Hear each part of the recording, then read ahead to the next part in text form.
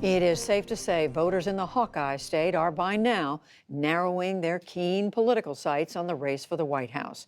Iowa will once again play an outsized role in a presidential election when, in a little more than 4 months, it will host the first nominating contest of the season.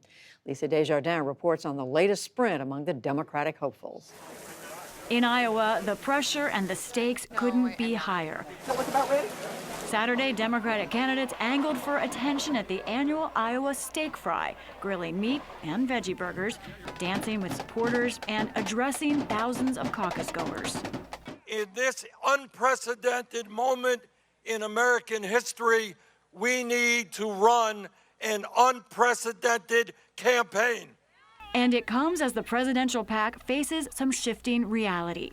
The new Iowa poll from the Des Moines Register and CNN shows a change. Massachusetts Senator Elizabeth Warren has stepped into first place in the Hawkeye state, 2 points ahead of former Vice President Joe Biden.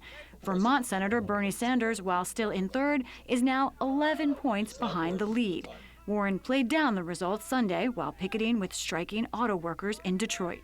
I don't do polls. We are still months away from the Iowa caucuses and the first primary elections. We are on this picket line today to say that we're going to make this America work for everyone. But Iowa numbers are clearly on others' minds. Senator Kamala Harris, running fifth in the poll, is changing gears, announcing more focus on Iowa. In South Carolina Sunday, our Yamiche Alcindor spoke to Harris about that strategy. I am really excited about where we are. Our strategy was always to invest in Iowa early, which we did, and to ramp up after Labor Day, which we're doing. Hello, Iowa! Others are more blunt about their situations, like New Jersey Senator Cory Booker.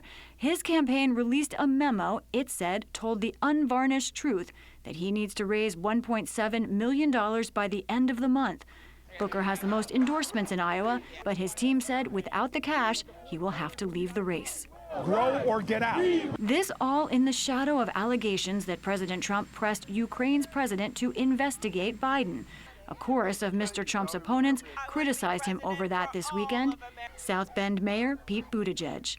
They're extremely disturbing. In fact, if true, they represent a betrayal of the United States. Former HUD Secretary Julian Castro. It is time for you to do your job and impeach Donald Trump. And Biden himself. A serial abuser. That's what this guy is. He abuses power everywhere he can. If he sees any threat to his staying in power, he'll do whatever he has to do. But this crosses the line. From the right, Republican opponent and former GOP Massachusetts Governor Bill Weld went even further. That's not just undermining democratic institutions.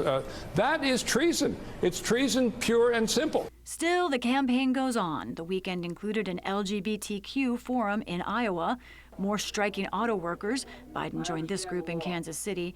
And yesterday, Sanders showed he wants a broad map, meeting with the Comanche tribe and holding a rally in Oklahoma. For the PBS NewsHour, I'm Lisa Desjardins.